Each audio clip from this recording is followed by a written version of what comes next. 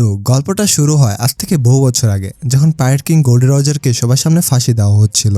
কিন্তু pirate king এর মরা ঠিক আগ মুহূর্তে বেরের মধ্যে থেকে একজন লোক চিৎকার করে তাকে প্রশ্ন করে। লোকটি বলে, হে পাইরেট কিং গোল্ডি রজার, তোমার সবচেয়ে দামি গুপ্তধন তুমি কোথায় লুকিয়ে রেখেছো? গোল্ডি রজার তার সারা জীবনের জমানো সব সম্পদ এক জায়গায় লুকিয়ে রেখেছিল, আর সেটার নাম দিয়েছিল ওয়ান পিস। আর যে এই গুপ্তধন খুঁজে বের করতে পারবে সে হয়ে যাবে সমস্ত পাইরেটদের নতুন রাজা। আর সেদিনের পর থেকে পৃথিবীর কোনায় কোনায় থাকা সমস্ত পাইরেটরা সেই গুপ্তধন খুঁজে বের করার জন্য এক বিশাল সমুদ্রযাত্রায় বেরিয়ে পড়ে। তো গল্পের শুরুতে আমরা দুজনকে দেখি যারা সমুদ্রের মধ্যে একটা বিশাল ব্যারেল ভাসতে দেখে। দুজন মিলে অনেক কষ্টে ব্যারেলটাকে জাহাজে তুলে আনে, কিন্তু ঠিক তখনই তাদের মধ্যে একজন কর্মী দেখতে পায় যে একটা শত্রুপক্ষের পাইরেট জাহাজ সোজা তাদের দিকে এগিয়ে আসছে। চারদিকে হইচই পড়ে যায়। একজন চিৎকার করে বলে, পাইরেটরা আমাদের উপরে হামলা করে দিয়েছে। আর বলতে না বলতে শত্রুদের জাহাজ থেকে গোলা এসে তাদের প্যাসেঞ্জার জাহাজে লাগে। ভয়ে সব লোক এদিক ওদিক দৌড়াদৌড়ি শুরু করে দেয়। আর তখনই আমরা দেখতে পাই শত্রুপক্ষের পাইরেট জাহাজের ক্যাপ্টেনকে এই মোটা জলহস্তিটা কবি নামের এক ছেলেকে জিজ্ঞেস করে, এই ছেলে বলতো এই সমুদ্রের সবচেয়ে সুন্দরী মহিলা কে? কবি তো ভয়ে কাঁপতে কাঁপতে উত্তর দেয়, জি জি ম্যাম, আপনি তো সবচেয়ে সুন্দরী। আর ঠিক তখন একটা বিশাল কামানের গোলা এসে সোজা প্যাসেঞ্জার জাহাজটার উপরে লাগে আর জাহাজটা ভেঙে যায়। যে ব্যারেলটা ওই কর্মীরা তুলে এনেছিল সেটা গড়াতে গড়াতে জাহাজের বেসমেন্টে চলে যায়। আর ওদিক থেকে দড়ি ধরে ঝুলতে ঝুলতে পাইরেটরা এসে জাহাজের উপর হামলা করে দেয়। সবাই প্যাসেঞ্জার জাহাজে চলে আসে, কিন্তু কবি লাফ দিতে ভয় পাচ্ছিল। তখনই লেডি আলভিডা নামের এক ক্যাপ্টেন তাকে এক ধাক্কায় প্যাসেঞ্জার জাহাজে ফেলে দেয়। পাইরেটরা সব যাত্রীদের এক জায়গায় জড়ো করে ঘিরে ফেলে। এক পাইরেট বলে, আমরা তোদের ক্ষতি করতে চাই না, কিন্তু যদি একটু চালাকি করার চেষ্টা করছিস তাহলে মাথা কেটে ফেলতে এক সেকেন্ডও ভাববো না। চল জলদি তোদের সব দামি জিনিসপত্র আমাদের দিয়ে দে। আর হ্যাঁ, কেউ যদি চালাকি করে তাহলে তাকে সোজা সমুদ্রে ফেলে দেওয়া হবে। এই কথা শুনে তো সব যাত্রীরা ভয় একদম জমে যায়। এই সব কিছু একটা কমলা চুলে একটা মেয়ে লুকিয়ে শুনছিল। সে চট করে নিজের পোশাকটা পাল্টে ফেলে আর দড়ি বেয়ে ঝুলতে ঝুলতে পাইরেটদের জাহাজে চলে যায়। যেই সে জাহাজে পৌঁছায় একজন তাকে দেখে ফেলে। পাইরেট বলে, ওই মেয়ে তুই কে? তো তাকে কখনো এখানে দেখিনি। মেয়েটা কোনো কথা না বলে সোজা তার আসল জায়গায় একটা লাথি মেরে তাকে বেহুশ করে দেয়। এদিকে কবি ভয়ে ভয়ে একটা ঘরের ভেতরে ঢোকে। সে ব্যালটা দেখতে পায়। সে ওটাকে ঠেলতে ঠেলতে লেডি আলভিডার কাছে নিয়ে যেতে থাকে, কিন্তু তখনই তার অন্য পাইরেট সঙ্গীরা সেখানে চলে আসে। এক পাইরেট বলে, আরে এ তো সেই ভেতুটা, ও এটা এখানে রেখে দে, আমাদের খুব পানি পেপাসে পেয়েছে, এটা আমরা লেডি আলভিডার কাছে নিয়ে যাচ্ছি না, শুনছিস? সর এখান থেকে। কবি ভয় পেয়ে পিছনে সরে যায়। আরেকজন বলে, এক মিনিট দাঁড়া, আমি এটাকে নিজের মতো করে খুলছি। এই বলে সে ব্যারেলটার উপরে জোরে একটা ঘুষি মারে। আর যেই সে ব্যারেলটা ভাঙতে যাবে ঠিক তখনই ব্যারেলটা নিজে থেকে ভেঙে যায় আর ভেতর থেকে একজন বেরিয়ে আসে। আর তার ঘুষিতে ও পাইরেট ছিটকে গিয়ে বেহুশ হয়ে পড়ে। ভিতর থেকে বেরিয়ে আসার ছেলেটা বলে, আহ কি আরামের ঘুম হলো, মজা এসে গেছে। তখনই তার নজর পড়ে বেহুশ হয়ে পড়ে থাকা পাইরেটের দিকে। সে বলে, এ ওখানে ঘুমাইয়া আছে কেন? অন্য পাইরেটটা চেঁচিয়ে বলে, তুই আমাদের লোককে মেরে আহত করছিস, তোর এমন কি তেমন, দাঁড়া তুই। কিন্তু লুফি নামের ওই ছেলেটা তাদের কথা কোনো পাত্তাই দেয় না। লুফি বলে, ইয়ার খুব খিদে পেয়েছে, কিছু খাওয়ার মতো পাওয়া যাবে নাকি? এটা দেখে তো বাকি দুই পাইরেট একদম অবাক হয়ে যায় আর রাগে তলোয়ার বের করে তার উপর হামলা করে দেয়। কিন্তু লুফি খুব সহজে এক ঝাটকায় তাদের দুজনকে হারিয়ে দেয়। আর ওই দুজন ভয় তাদের ক্যাপ্টেনকে নিয়ে ওখান থেকে পালিয়ে যায়। লুফি খাবারের খুঁজে বেসমেন্টে চলে যায়, যেখানে সে কয়েকটা আপেল খুঁজে পায়। লুফি আপেল খেতে খেতে কবিকে জিজ্ঞেস করে, আচ্ছা এই জাহাজটা আসলে কিসের? কবি বলে, এটা একটা প্যাসেঞ্জার জাহাজ, যেটার উপর লেডি আলভিডা কবজা করে নিয়েছে। কিন্তু তুমি কোথা থেকে এলে? লুফি বলে, আসলে আমি একটা ঝড়ের মধ্যে আটকা পড়েছিলাম, সেখান থেকে বাঁচতে বাঁচতে কোনোভাবে এখানে চলে এসেছি। আচ্ছা কবি, তুমি কি একজন পাইরেট? কবি বলে, না না, আসলে একদিন আমি মাছ ধরছিলাম আর এরা জোর করে আমাকে কিডন্যাপ করে নিজেদের সাথে নিয়ে আসে। সেদিন থেকেই আমি লেডি আলভিডার হয়ে কাজ করছি। লুফি বলে, তাহলে তুমি তাকে মানা করে দাও না কেন যে তুমি এই কাজ করতে চাও না? কবি বলে, তুমি তাকে চেনো না, সে আমাকে মেরেই ফেলবে। লুফি বলে, আরে তুমি তো সত্যি একটা ভেতর ডিম। আচ্ছা ওসব ছাড়ো, তুমি আসলে কি হতে চাও? কবি বলে, আমি একজন নেভি অফিসার হতে চাই আর খারাপ লোকদের ধরতে চাই। লুফি বলে, বাহ, আর আমি পাইরেট কিং হতে চাই, দুনিয়ায় যত পাইরেট আছে তাদের সবার রাজা। কবি চমকে গিয়ে বলে, কি মাথা খারাপ নাকি তোমার?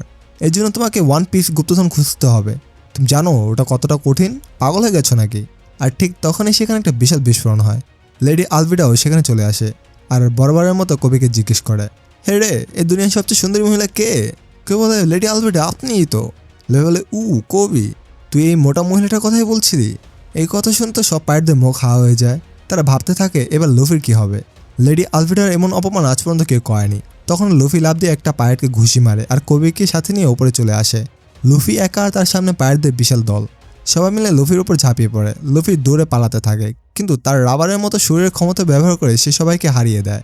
এক পাইরেট অবাক হয়ে বলে, তুই কি মানুষ? আরে বন্ধু, আমি রাবারের তৈরি, এই দেখো আমার শরীরটা অনেক নমনীয়। আলভিডা বলে, ওই ছোকরা, তুই কি ডেভিল ফ্রুট খেয়েছিস? সত্যি বলবি? গাম গাম ফ্রুট, আমি ওটা খেয়েছিলাম। অন্যদিকে আমরা দেখি সেই কমলা চুলের মেয়েটা পাইরেটদের সব গুপ্তধন চুরি করে পালানোর চেষ্টা করছে। কবি বুঝতে পারে সাহস দেখানো এটাই আসল সময়। কবি চিৎকার করে বলে, এ মুটকি, তোর মতো কুৎসিত মহিলা আমি জীবনেও দেখিনি। তুই এক নম্বরের মুটকি। রাগে আগুন হয়ে লেডি আলভিডা কবির উপর হামলা করতে যায়, কিন্তু ঠিক তখনই লুফি এসে মাঝখানে দাঁড়িয়ে তাকে বাঁচিয়ে নেয় আর একঘোষিত লেডি আলভিডাকে হারিয়ে দেয়। লুফি একটা বোট নিয়ে নিচে ঝাঁপ দেয়, যেখানে সেই কমলা চুলের মেয়েটাও পালানোর চেষ্টা করছিল। এরপর লুফি আর কবি নিজেদের যাত্রায় বেরিয়ে পড়ে। লুফি কবিকে জিজ্ঞেস করে, তুমি কি কোনো পাইরেট হান্টারকে চেনো? কবি বলে, তুমি কি জোরো কথা বলছো? লুফি বলে, হ্যাঁ, ওর কথাই। তুমি জানো না ও কতটা ভয়ঙ্কর? আরে আমি জানি, আমি ভাবছি ওকে আমার টিমে নিয়ে নিব। এরপর তারা দুইজন নেভি ব্যাসের একটা শহরে চলে যায়, যেখানে জোরোকে বন্দি করে রাখা হয়েছে। কবি বলে, তুমি সত্যি সত্যি জোরোকে তোমার টিমে নিতে চাও? লুফি বলে, আরে হ্যাঁ, কেন নয়। পাগল হও না, সে পৃথিবীর সবচেয়ে খতরনাক তলোয়ারবাজ। লোকেরা তাকে পাইরেট হান্টার নামে চেনে, সে মানুষরূপে একটা শয়তান। লুফি একজন অচেনা লোককে জিজ্ঞেস করে, জোরোকে কোথায় রাখা হয়েছে? এই কথা শুনে সবাই ভয় পেয়ে লুফির কাছ থেকে দূরে পালাতে থাকে। এরপর তার দুজন সেই জায়গায় পৌঁছে যায় যেখানে জোরোকে একটা কাঠের খুঁটির সাথে বেঁধে রাখা হয়েছে। লুফি বলে, এর হাত পা কি খুলে দেবো? খুবই বলে, আরে পাগল নাকি, ওটা খোলার সাথে সাথে ও তোমাকে মেরে ফেলবে। জোরো তাদের দুজনকে দেখতে পায়। জোরো বলে, তোমরা দুজন এখান থেকে চলে যাও। ঠিক তখন একটা ছোট্ট মেয়ে দেয়াল টপকে দৌড়ে জোরোর কাছে চলে আসে আর তাকে খাওয়ার জন্য 2টা রাইস বল দেয়। জোরো বলে, এই মেয়ে, এখান থেকে চলে যা, আমার খিদে পায়নি, তোকে লাথি মেরে দেবো আমি, যা এখান থেকে। তখনই 3জন লোক সেখানে চলে আসে। তাদের মধ্যে একজন ছিল নেভি ক্যাপ্টেন মর্গানের ছেলে হেলমেপ্পো। হেলমেপ্পো বলে, রাইস বল, এই বলে সে ওটাকে নিজের পা দিয়ে পিষে দেয়। হেলমেপ্পো বলে, অপরাধীদের খাবার দেওয়া একটা অপরাধ, তোকে মেরে ফেলা হবে। মেয়ে, তুই জানিস না আমার বাবাকে, আমি ক্যাপ্টেন মর্গানের ছেলে। ওই তোমরা দুজন এই ছোট্টটাকে এখান থেকে দূরে ছুঁড়ে ফেলে দাও। একজন গার্ড বলে, স্যার ও তো একটা ছোট্ট বাচ্চা। হেলমেপ্পো বলে, আমার কথা মানবি কি না? গার্ডটা মেয়েটাকে ছুঁড়ে ফেলতে যাবে, এমন সময় লুফি এসে তাকে বাঁচিয়ে নেয়। ওই 3জন ওখান থেকে চলে যেতে থাকে। যাওয়ার আগে হেলমেপ্পো জোরোকে বলে, এখনো 10 দিন বাকি আছে, তাই না? দেখিস আমি তোর কি অবস্থা করি। তখন লুফি জোরোর সামনে গিয়ে দাঁড়ায়। জোরো বলে, ওই রাইস বলটা আমাকে কি দিতে পারবা প্লিজ? লুফি বলে, আরে ইয়ার, এই রাইস বলটা তো পুরোপুরি নষ্ট হয়ে গেছে, যা বলছি তাই করো। জোরো সে নোংরা রাইস বলটা খেয়ে নেয়। জোরো বলে, খাবারের জন্য ধন্যবাদ। এটা দেখে লুফি বুঝে যায় যে জোরো আসলে মন থেকে খারাপ নয়। লুফি সেখান থেকে চলে গিয়ে মেয়েটাকে জানায় যে তার দেওয়া রাইস বল জোরো খেয়ে নিয়েছে। এরপর ছোট মেয়েটা তাদের সবকিছু খুলে বলে। কিছুদিন আগে ক্যাপ্টেন মর্গানের ছেলে হেলমেপ্পো গুন্ডামি করার জন্য তাদের হোটেলে গিয়েছিল। জোরো তখন সেখানে ছিল। এটা দেখে জোরো রেগে যায়। জোরো বলে, এই তোমরা সাধারণ মানুষ আর তাদের পশু প্রাণীকে বিরক্ত করছো কেন? শুধরে যাও। হেলমেপ্পো বলে, তুই জানিস না আমার বাবাকে, আমি ক্যাপ্টেন মর্গানের ছেলে, সে তোকে মেরে ফেলবে। আসলে জোরো ওই মেয়েটা তার বাবা মা আর তাদের পোষা প্রাণী বাঁচানোর জন্যই হেলমেপ্পোর সাথে চুক্তি করেছিল। অন্যদিকে আমরা জোরোকে দেখি যে খুব কষ্টে আছে আর নিজের অতীত মনে করছে। অতীতে জোরো আর নীল চুলের একটা মেয়ে তলোয়ার দিয়ে লড়ছে আর বরাবরের মতো মেয়েটি তাকে হারিয়ে দেয়। মেয়েটি বলে, তোমাকে আরও শক্তিশালী হতে হবে। এইসব মনে করে জোরো দুঃখ পায়। জোরো মনে মনে বলে, না, আমি এখানে মরতে পারি না। ঠিক তখন লুফি সেখানে ফিরে আসে। লুফি বলে, আমি ঠিক করে ফেলেছি যে তুমি আমার ক্রুতে যোগ দিচ্ছ। জোরো বলে, তুই আবার কে রে এটা ঠিক করার? আমার মনে পড়েছে তুমি তো তলোয়ার দিয়ে লড়াই করো, তাই না? যদি আমি তোমার তলোয়ারগুলোকে তোমাকে ফিরিয়ে দিই তাহলে তুমি কি আমার টিমে যোগ দিবে? না, দেবো না, যা। লুফি বলে, আরে দাঁড়াও তো, আমি এখনই তোমার তলোয়ার নিয়ে আসছি। লুফি ভুল দিকে দৌড়ে দেয়। জোরো বলে, তুমি ভুল দিকে যাচ্ছ। তখন লুফি তার হাত লম্বা করে অন্যদিকে যেতে শুরু করে। এটা দেখে জোরো একদম অবাক হয়ে যায়। জোরো ভাবে, এই ছেলেটা কে? এ কি মানুষ না অন্য কিছু? অন্যদিকে আমরা ক্যাপ্টেন মর্গানকে দেখি, যেখানে দড়ির সাহায্যে একটা মূর্তি তোলা হচ্ছিল। ঠিক তখনই মর্গানের ছেলে হেলমেপ্পো কাঁদতে কাঁদতে সেখানে আসে। হেলমেপ্পো বলে, বাবা, একটা ছেলে আমার গায়ে হাত তুলেছে। মর্গান বলে, তুই তো মার খাওয়ারই যোগ্য, আমি আশা করি তুই ছোট্ট মেয়েটাকে মেরে ফেলেছিস, তাই না? হেলমেপ্পো বলে, না বাবা, ও তো একটা ছোট্ট মেয়ে ছিল, আমি ওকে কীভাবে মারতাম? ক্যাপ্টেন মর্গান তার সৈন্যদের আদেশ দেয়। মর্গান বলে, জলদি শহরে যাও আর ওই ছোট্ট মেয়েটাকে মেরে ফেলো। এদিকে লুফি জোরে তলার খুঁজতে খুঁজতে নেভি ব্যাসের ছাদে পৌঁছে যায় আর সেখান থেকে সোজা ক্যাপ্টেন মর্গানের সামনে গিয়ে পড়ে। তাকে এভাবে উঠতে দেখে সবাই অবাক হয়ে যায়। একজন বলে, আরে এ হাওয়ায় উঠতে উঠতে কিভাবে আসছে, এটা কি জিনিস? লুফির কারণে সে মূর্তির একটা অংশ ভেঙে যায়। লুফি বলে, সরি ভাই, ভুল করে হয়ে গেছে। এটা থেকে ক্যাপ্টেন মর্গান ভীষণ রেগে যায়। মর্গান বলে, ধর ওকে, আমি ওকে মেরে ফেলবো। তখন লুফি ক্যাপ্টেন মর্গানের ছেলের সামনে আসে। লুফি বলে, ওই জলদি আমার সাথে চল আর জোরে তলোয়ার আমাকে দে। এই বলে সে হেলমেপ্পোকে নিয়ে সেখান থেকে পালিয়ে যায়। অন্যদিকে কবি জোরের দড়ি খোলার চেষ্টা করছিল আর যেই দুইটা খুলবে ঠিক তখনই অন্য সৈন্য এসে তাদের দিকে বন্দুক তাক করে। লুফি মর্গানের ছেলেকে মারতে মারতে তার ঘরে নিয়ে যায় আর জিজ্ঞেস করে, জোরের তলোয়ার কোনটা? এদিকে জোরোর কাছে ক্যাপ্টেন মর্গানও পৌঁছে যায়। জোরো ভাবে, না, আমি এখানে মরতে পারি না, সৈন্যরা গুলি চালাবে। ঠিক তখনই লুফি আকাশ থেকে উড়তে উড়তে সেখানে চলে আসে। সব সৈন্যরা লুফির উপর গুলি চালায়, কিন্তু লুফির রাবারের তৈরি হওয়ার কারণে তার গায়ে কোনো গুলিই লাগে না। লুফি জোরোকে তার 3টে তলোয়ার দিয়ে দেয়। মর্গান লুফির এই ক্ষমতা দেখে একদম থমকে যায়। মর্গান বলে, ও তাহলে এটাই ডেভিল ফ্রুটের ক্ষমতা।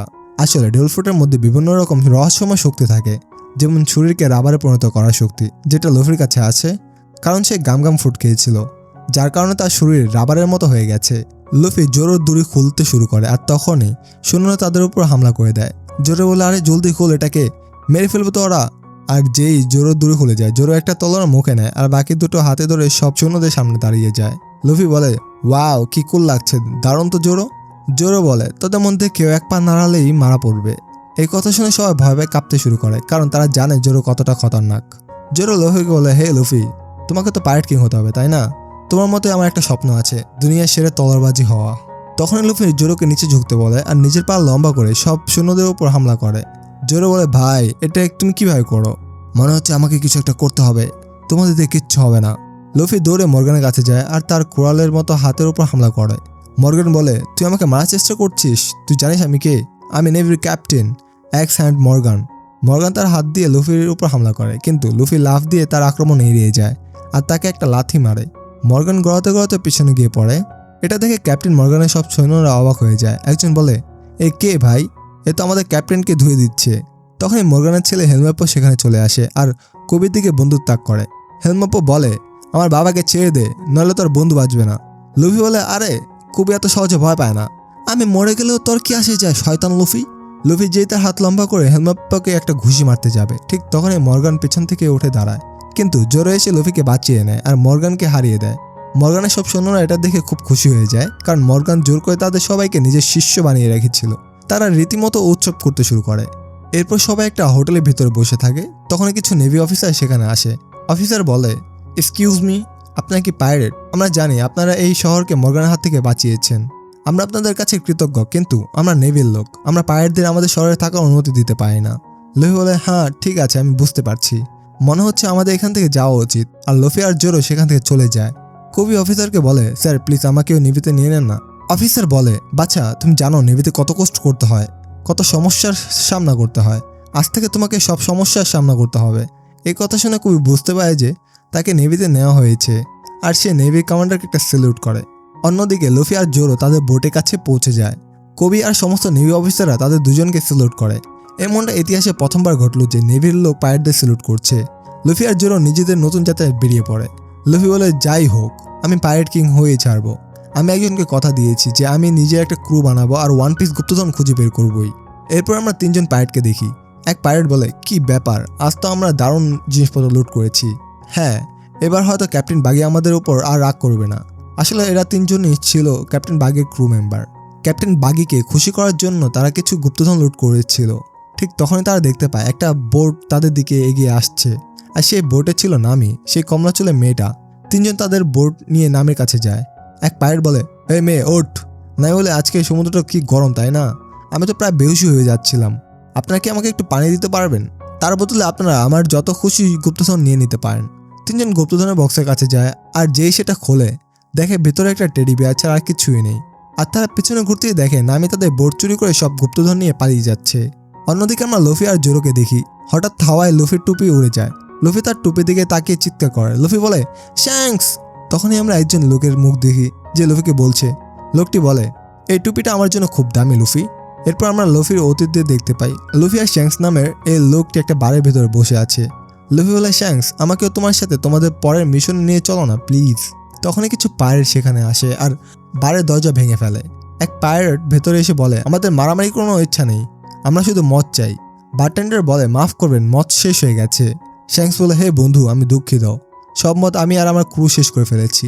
এই শেষ বোতলটা বাকি আছে, এটা এখনো আমি খুলিনি, তুমি যদি চাও। বলতে না বলতে ওই পাইরেট রাগে বোতলটা ভেঙে ফেলে। পাইরেট বলে, আমার মাথার উপর 8 মিলিয়ন ব্যারের বাউন্টি আছে, একটা বোতল আমার কি হবে? এই বলে সে সেখানে থাকা সব ড্রিঙ্কস ভেঙে ফেলে। পাইরেট বলে, মনে হচ্ছে তোর পরিষ্কার করা খুব শখ, নে এবার এটাও পরিষ্কার কর। সবাই ভেতর ডিম, এদের কাছে মদও নেই। এ বলে সে চলে যায়। লুফি সবটা দেখছিল আর রাগে ফুঁসছিল। লুফি শ্যাঙ্কসকে বলে, তোমাদের গায়ে লাগলো না? তখনই শ্যাঙ্কস হঠাৎ হাসতে শুরু করে, আর তার সব সঙ্গীরাও হাসতে থাকে। লুফি রেগে গিয়ে বলে, তোমরা নিজেতে পাইরেট বলো? লোকটা তোমাদের আর তোমাদের ক্রুকে অপমান করে চলে গেল, আর তোমরা এখানে বসে হাসছো। শ্যাঙ্কস বলে, আরে ছোট রাগ করিস কেন? লুফি রাগের মাথায় পাশে রাখা একটা ফল খেতে শুরু করে। শ্যাঙ্কস বলে, এ ছোট, তুই কি খাচ্ছিস? কি খাচ্ছিস তুই? এক সেকেন্ড, তুই বক্সে রাখা ফলটা খাসনি তো? বের কর ওটা। বোকা, তুই যেটা খেয়েছিস ওটা গাম গাম ফ্রুট বলে। এটা একটা ডেভিল ফ্রুট। এখন তুই আর জীবনে সাঁতার কাটতে পারবি না। দেখা যায় লুফির শরীরটা রাবারের মতো হয়ে গেছে। পরের দিন লুফি সেই লোকটার কাছে যায় যে শ্যাঙ্কসকে অপমান করছিল। সে তাকে শ্যাঙ্কসের কাছে ক্ষমা চাইতে বলে। তখনই বারটেন্ডার আর ওই দ্বীপের মেয়র সেখানে পৌঁছে যায়। মেয়র বলে, স্যার আমি জানি না ও কি করেছে, কিন্তু যাই করে থাকুক প্লিজ এই ছোট্টটাকে ছেড়ে দিন, আমি আপনার পায়ে পড়ি। লুফি বলে, মেয়র আপনার ওর কাছে মাপ চাওয়ার কোনো দরকার নেই, মাপ তো ও চাইবে। তখনই আমরা দেখি যে শ্যাঙ্কস আর তার পুরো ক্রু সেখানে পৌঁছে গেছে। ক্যাপ্টেন বলে, আরে ভিতরের দল এখানে চলে এসেছে দেখছি। শ্যাঙ্কস বলে, হে লুফি, তুই না বলেছিলি তোর ঘুষির পিস্তলের গুলির মতো তেজ? তখনই একজন পায়রেট শ্যাঙ্কসের দিকে বন্দুক তাক করে, কিন্তু শ্যাঙ্কসের একজন সঙ্গী সাথে সাথে লোকটাকে গুলি করে উড়িয়ে দেয়। শ্যাঙ্কস আগে বলে, তুই সেদিন আমার উপর মদ ফেলেছিলি, আমি কিছু বলিনি, কিন্তু যদি কেউ আমার বন্ধুদের বিরক্ত করে তাহলে আমি চুপ করে বসে থাকবো না, আর এখন তোকে এর দাম দিতে হবে। ক্যাপ্টেন তার সব লোককে শ্যাঙ্কসের সাথে লড়তে পাঠায়, কিন্তু শ্যাঙ্কসের এক লোক এসে সবাইকে গুলি করে উড়িয়ে দেয়। পাইরেট ক্যাপ্টেন দেখে যে তার পুরো দল হেরে গেছে। সে ভয় পেয়ে একটা স্মোক বম ফেলে লুফিকে কিডন্যাপ করে ওখান থেকে পালিয়ে যায়। শ্যাঙ্কস বলে, আরে লুফিকে কোথায় নিয়ে গেল ওটা? ওকে খুঁজে বের কর। অন্যদিকে সে ডাকাত লুফিকে সমুদ্রের ভেতরে ফেলে দেয়। লুফিকে এভাবে ছটফট করতে দেখে সে জোরে জোরে হাসতে থাকে। ঠিক তখনই লোকটার পিছনে একটা সামুদ্রিক মনস্টার চলে আসে আর ক্যাপ্টেন আর তার বোট দুটোকে গিলে ফেলে। এরপর সেই দৈত্যটা লুফিকে খেতে যায়। এমন সময় শ্যাঙ্কস এসে লুফিকে বাঁচিয়ে নেয়। শ্যাঙ্কস আর মনস্টারটা একে অপরের দিকে তাকায় আর শ্যাঙ্কসকে দেখে মনস্টারটা ভয় পালিয়ে যায়। লুফি কাঁদতে শুরু করে। শ্যাঙ্কস বলে, আরে ছোট, সব ঠিক আছে, কাঁদছিস কেন? লুফি বলে, তোমাকে ধন্যবাদ, কিন্তু তোমার হাত। শ্যাঙ্কসের একটা হাত সে মনস্টারের কারণে কেটে গিয়েছিল। শ্যাঙ্কস বলে, আরে ছোট, এটা তো তোর জন্য একটা ছোট্ট ত্যাগ ছিল। পরের দিন শ্যাঙ্কস আর তার দল সেখান থেকে চলে যেতে থাকে। যার আগে লুফি তাদের বলে, তোমরা দেখে নিও, আমি একদিন পাইরেট কিং হয়ে দেখাবো, আর ওয়ান পিস গুপ্তধন আমি হাসিল করবই। শ্যাঙ্কস বলে, আচ্ছা ছোট, তাহলে তুই আমাদেরকে ছাড়িয়ে যাবি? হ্যাঁ ভালো, খুব ভালো। শ্যাঙ্কস লুফির মাথার উপর নিজের টুপিটা পরিয়ে দেয়। শ্যাঙ্কস বলে, ঠিক আছে ছোট, এই টুপিটা আজ থেকে তোর, তোকে এই টুপির খেয়াল রাখতে হবে। বিদায় আমার বন্ধু। লুফি এইসব কথা শুনে কাঁদতে শুরু করে। আর যেতে যেতে শ্যাঙ্কস মনে মনে ভাবে, আমার তোমার উপর পুরো ভরসা আছে, তুমি একদিন ঠিকই পাইরেট কিং হবে। এরপর আমরা আবার বর্তমানে ফিরে আসি। লুফি সেই টুপিটাকে পরে নেয়। জোরো খুব খিদে পেয়েছিল। লুফি গুলতির মতো করে নিজের হাতটা লম্বা করে একটা পাখির উপর নিজেকে ছুঁড়ে মারে, কিন্তু ওটা কোনো সাধারণ পাখি ছিল না, ওটা ছিল একটা দৈত্যকর পাখি, আর সেটা লুফিকে ধরে ফেলে। লুফি তার ঠোঁটের মধ্যে আটকে যায়। জোরো চিৎকার করে বলে, আরে গাধা, তুই দেখতে পাস না ওটা একটা মনস্টার? কি ভাবছিলি তুই? এখন আমাকেই তোকে বাঁচাতে হবে। জোরো খুব দ্রুত বোট চালিয়ে লুফিকে বাঁচানোর জন্য এগোতে থাকে। ঠিক তখনই আমরা সেই তিনজন পাইরেটকে দেখি যাদের নামে ধোকা দিয়ে সমুদ্রে মরার জন্য ছেড়ে দিয়েছিল। জোরো তাদের সাহায্য করার জন্য নিজের বোটে তুলে নেয়, কিন্তু বোটের সাথে সাথে তিনজন জোরোকে তলোয়ার দেখায়। তারা বলে, এই বোটটা এখন আমাদের, আমরা বাঘের লোক। জোরো বলে, কি বললি, আবার বল। আর যেই তিনজন দেখে যে এটা জোরো, তারা ভয় একদম সিটিয়ে যায়। তারা বলে, আরে স্যার কেমন আছেন? জোরো, আমাদেরকে মাফ করে দেন, আমরা তো মজা করছিলাম। জোরো বলে, হ্যাঁ হ্যাঁ ঠিক আছে, কিন্তু এই ক্যাপ্টেন বাগিটাকে? একজন বলে, স্যার আপনি ক্যাপ্টেন বাগিকে চেনেন না, উনি একটা ডেভিল ফুড খেয়েছিলেন, আর সেটার কারণে ওনার কাছে প্রচণ্ড শক্তি চলে এসেছে। অন্যদিকে আমরা নামিকে দেখি যে একটা ম্যাপ নিয়ে পালাচ্ছে, আর তার পেছনে অনেক গুন্ডা লেগে আছে। আর এদিকে আমরা ক্যাপ্টেন বাগিকে দেখি যে দেখে যে লুফি একটা পাখির ঠোঁটে আটকে আছে। একজন বলে, আমরা কি ওকে মেরে ফেলবো? বাগি বলে, হ্যাঁ যত তাড়াতাড়ি সম্ভব ওকে উড়িয়ে দেয়। ক্যাপ্টেন বাগির আদেশে লুফির উপর তোপ চালানো হয় আর লুফি নিচে পড়তে থাকে, কিন্তু রাবারের ছুরি হওয়ার কারণে লুফির কিছুই হয় না। তখনই লুফি নিজের সামনে নামিকে দেখতে পায়। নামি বলে, আরে বস, আপনি এসে গেছেন, প্লিজ আমাকে বাঁচান। লুফি বলে, তুই কে, আর আমাকে বস কেন বলছিস? আসলে এটা নামে একটা চাল ছিল, যাতে গুন্ডারা হবে যে লুফি তার বস, আর এই সুযোগটা কাজে লাগিয়ে নামি লুফিকে ফাঁসিয়ে দেয়, সেখান থেকে পালিয়ে যায়। গুন্ডা বলে, তুই তাহলে এর বস, এবার তুই গেলি বেটা। লুফি বলে, আরে ইয়ার কিছু খাওয়ার আছে নাকি? তখন একজন গুন্ডা লুফিকে একটা ঘুষি মারে, আর লুফির টুপিটাও দূরে গিয়ে পড়ে।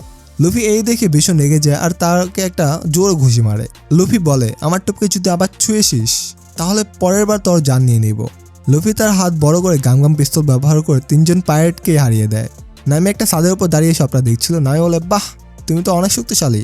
আমার নাম নামি, আর আমি একজন চোর, আমি পাইরেটদের লুট করি। তুমি কি আমাকে তোমার টিমে নিতে পারো?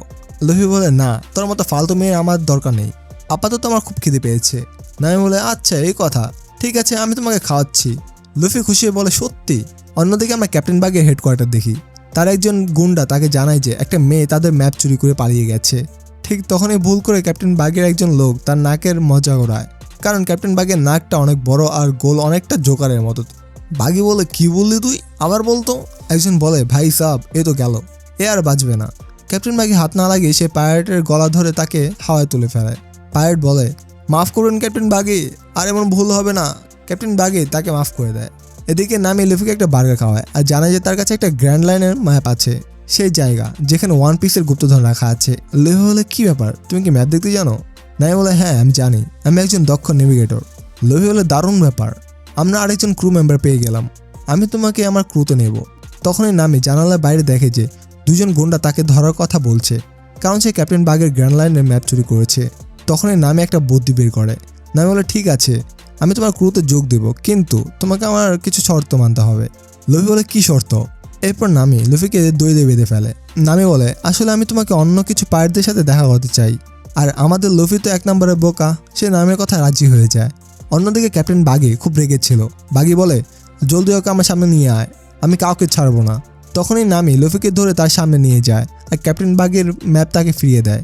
সে বলে যে লুফি এই ম্যাপটা চুরি করেছিল। ক্যাপ্টেন বাগি এটা দেখে খুব খুশি হয়ে যায়। নামি বলে, আমি কি আপনার ক্রুতে যোগ দিতে পারি প্লিজ? বাকি বলে, ঠিক আছে, আজ থেকে তুই আমার ক্রুতে। নামি মনে মনে বলে, এদেরকে বোকা বানানো কি সহজ, এরপর আমি এর সব জিনিসপত্র লুট করে নেব। তারা সবাই লুফিকে একটা খাঁচার ভেতর বন্ধ করে দেয় আর নামি আসার খুশিতে একটা পার্টি রাখে। বাগি বলে, আজ আমি খুব খুশি, আমার স্পেশাল বাগি বল নিয়ে আয়। একজন তার স্পেশাল বাগি বল নিয়ে আসে। নামি বুঝতে পারে না যে এই বাগি বলটা আসলে কি। তখন একটা তোপের ভেতরে সেই বাগি বল ভরা হয়, আর যেই তোপটা চালানো হয় একটা বিশাল বিস্ফোরণ হয় আর শহরের সব ঘরবাড়ি ধ্বংস হতে শুরু করে। জোরো এই বিস্ফোরণটা লক্ষ্য করে। বাগি বলে, দারুণ, এই বাগি স্পেশাল আর আমার ডেভিল ফ্রুটের শক্তি দিয়ে আমি পুরো গ্র্যান্ড লাইন দখল করব। লুফি বলে, আরে না না না, এই কাজটা তো আমি করব। নামি বলে, স্যার ও একটু বোকা টাইপের, ওর দ্বারা কিছু হবে না। বাগি বলে, ঠিক আছে, আজ নিজে বিশ্বস্ততা প্রমাণ করার জন্য নামি আজকে লুফিকে জান দিয়ে মারবে, আর সেটা এই স্পেশাল বাগি বল দিয়ে। ক্যাপ্টেন বাগি জোর করে নামির হাতে একটা ম্যাচ বক্স ধরিয়ে দেয় আর সব পাইরেটরা তাকে উৎসাহ দিতে থাকে। পাইরেটরা বলে, লাগিয়ে দে, উড়িয়ে দে ওকে, দাঁড়িয়ে আস কেন, মেরে ফেল ওকে। তো নামি এই কাজটা করতে রাজি হয় না, কারণ নামি একজন চোর, কোনো খুনি নয়। তখনই ক্যাপ্টেন বাগের একজন ক্লাউন তারা থেকে ম্যাচটা কেড়ে নিয়ে তোপের আগুন লাগিয়ে দেয়। নামি এটা দেখে ভীষণ রেগে যায় আর নিজের পকেট থেকে একটা অস্ত্র বের করে সেই ক্লাউনকে আহত করে। বাগি বলে, নামি এটা কি ধরনের ব্যবহার?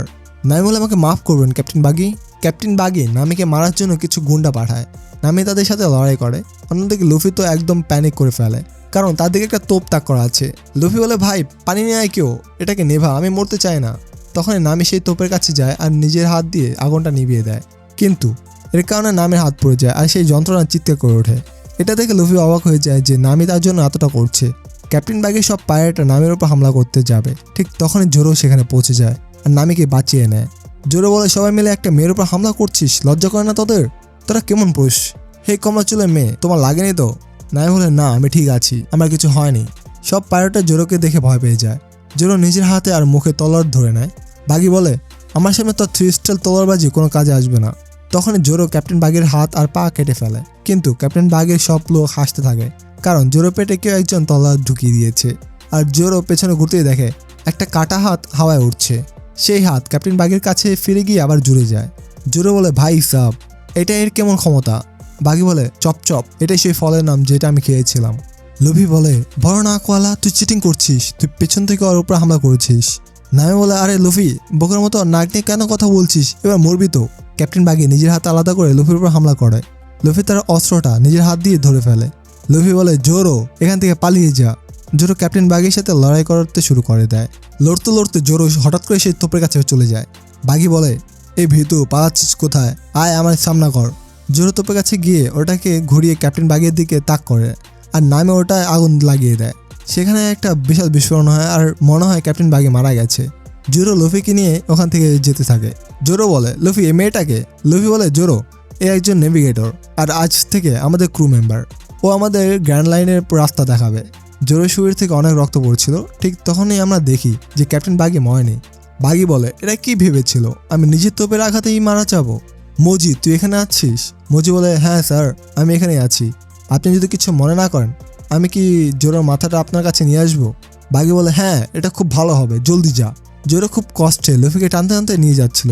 তখন নামের মনে পড়ে যে খাঁচার চাবিটা তার কাছে আছে, আর যেই সে চাবিটা বের করে একটা কুকুর সেই চাবিটা গিলে ফেলে। এটা দেখে লুফি ভীষণ রেগে যায়। লুফি বলে, শালা তোর জন্য আমি এখানে ফেসে গেলাম, চাবিটা ফেরত দে। তখন এই শহরের মেয়র সেখানে চলে আসে। মেয়র বলে, চাচা ওকে বিরক্ত করো না। মেয়র দেখে যে জোরো ভীষণভাবে আহত। মেয়র জোরো ব্যান্ডেজ করে তাকে ঘুম পাড়িয়ে দেয়।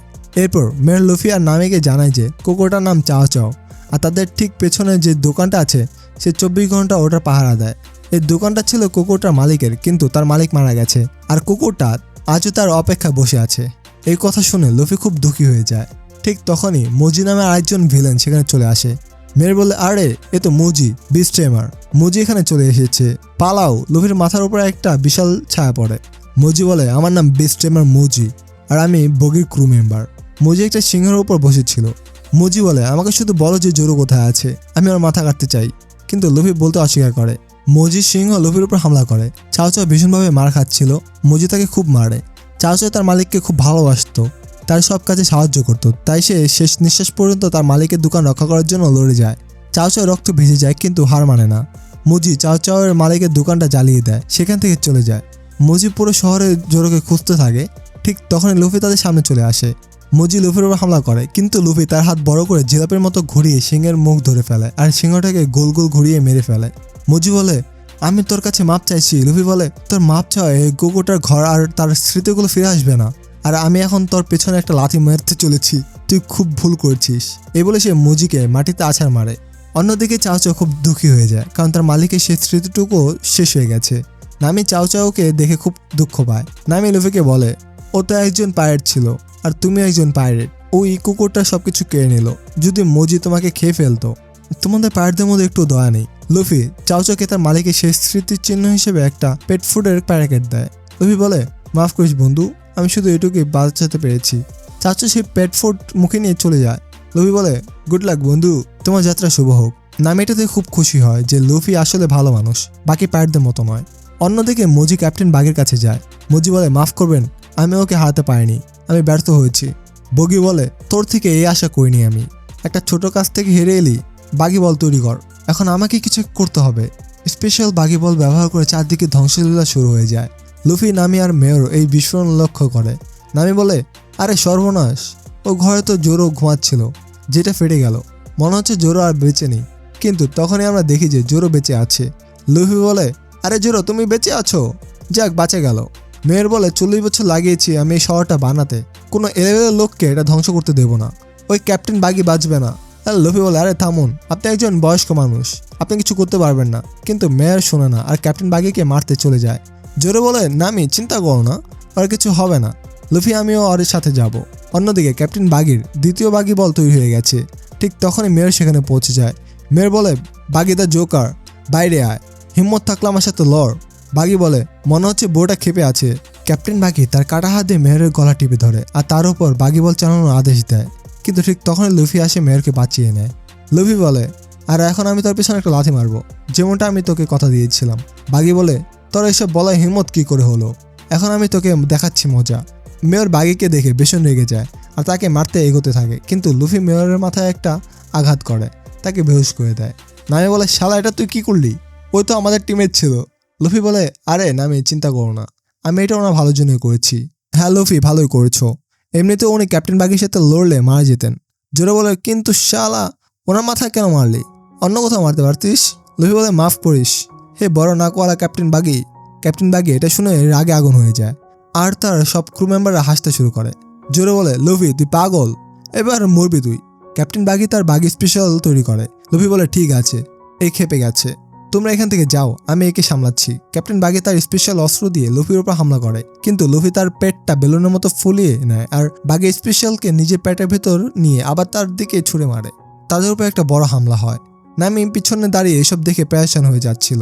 নামি বলে, তুই মানুষ নাকি অন্য কিছু রে লুফি, মনে হচ্ছিল এই আক্রমণে বাগির অর্ধেক ক্রু শেষ হয়ে গেছে আর হয়তো ক্যাপ্টেন বাগিও। কিন্তু তখন আমরা দেখি যে ক্যাপ্টেন বাগি মরেনি, সে দুইজন পাইরেটকে ঢাল হিসেবে ব্যবহার করে নিজেকে বাঁচিয়ে নিয়েছে।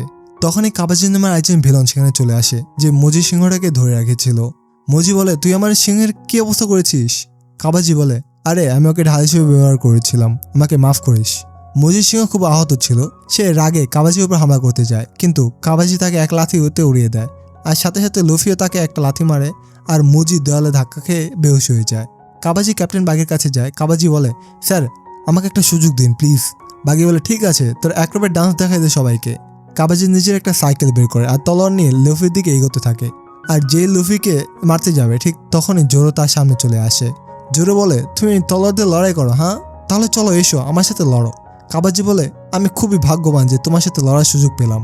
কাবাজির নজর জোরোর ক্ষতের উপরে পড়ে। কাবাজি বলে তুমি তো আগে থেকে আহত, তুমি কি লড়বে? জোরো বলে আমি আহত হওয়ার পরেও তোমাকে হারাতে পারি।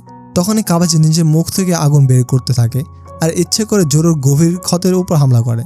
নামি বলে এটা তো চিটিং, এ তো জোরো ক্ষতের উপর হামলা করছে। জোরো বলে চিটিং করছিস ঠিক আছে, কোনো ব্যাপার না।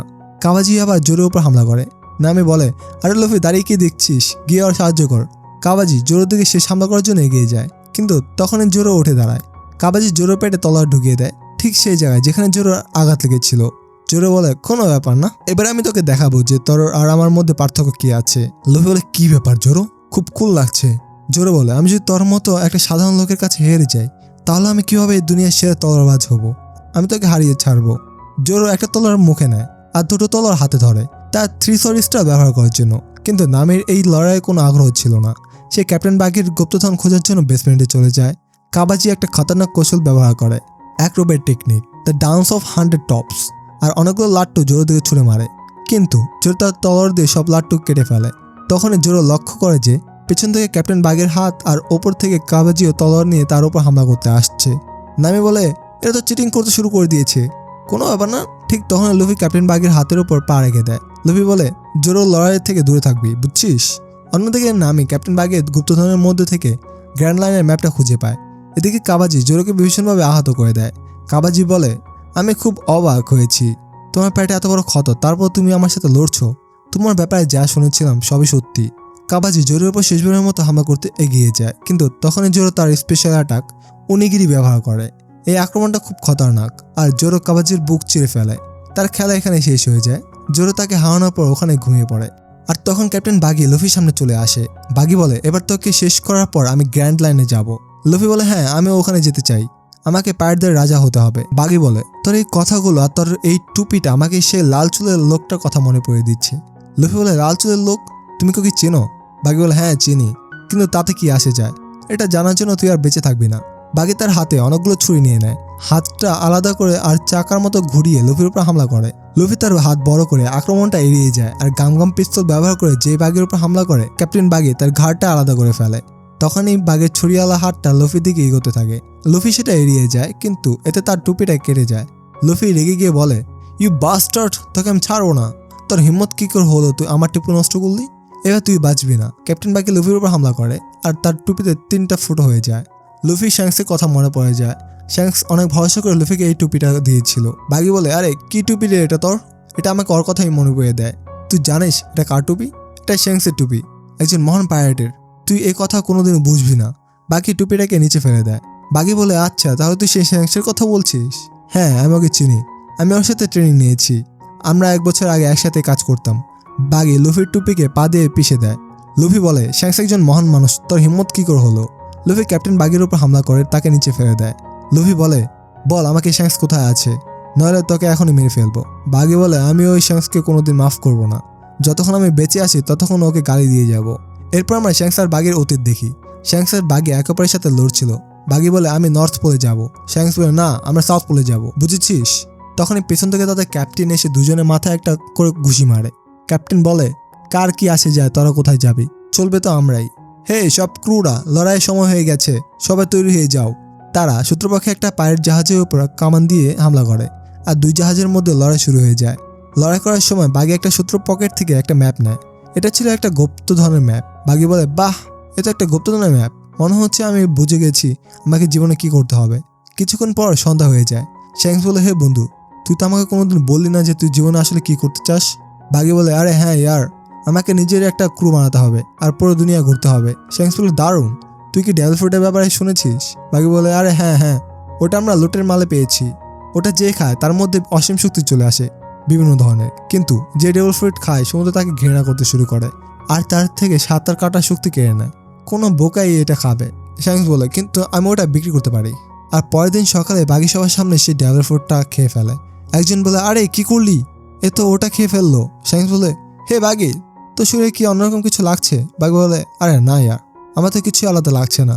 এটা তো একটা সাধারণ ফল ছিল, কোনো ডেভিল ফ্রুট না। আমি তো জানতামই ডেভিল ফ্রুটের মধ্যে কিছু হয় না, কিন্তু একটু পরে আমরা দেখি যে বাঘি আসল ফলটা লুকিয়ে রেখেছিল আর সবার সামনে নকল ডেভিল ফ্রুটটা খেয়েছিল। আর এখন সে এই ফলটা 100 মিলিয়ন বেরিতে বিক্রি করবে আর নিজের একটা পাইরেট ক্রু বানিয়ে সেই গুপ্তধনের ম্যাপের সাহায্যে গুপ্তধন খুঁজবে। ঠিক তখনই পেছন থেকে শ্যাংক্স চলে আসে আর বাঘি তাড়াহুড়ায় সেই ডেভিল ফ্রুটটা খেয়ে ফেলে। শ্যাংক্স বলে, হে বাঘি, কি খবর? বাঘি বলে, শালা খবর তোর জন্য আমি ডেভিল ফ্রুটটা খেয়ে ফেললাম। আর সেই গুপ্তধনের ম্যাপটা সমুদ্রের মধ্যে ডুবে যায়। বাঘি সেই ম্যাপটা বাঁচানোর জন্য সমুদ্রে ঝাঁপ দেয়, কিন্তু যে সে সমুদ্রে ঝাঁপ দেয় সে লক্ষ্য করে যে তার হাত পা আর কাজ করছে না আর তার সাঁতার কাটার ক্ষমতা শেষ হয়ে গেছে। ডেভিল ফ্রুট নিজের কাজ শুরু করে দিয়েছে। শ্যাংক্স বলে, হে বাঘি, তুই সাঁতার কাটছিস না কেন? তুই তো খুব ভালো সাঁতারু, তাই না? শ্যাংক্স এইসব দেখে খুব ভয় পেয়ে যায় আর বাঘির জীবন বাঁচানোর জন্য সমুদ্রে ঝাঁপ দেয়। এরপর আমরা আবার বর্তমানে ফিরে আসি।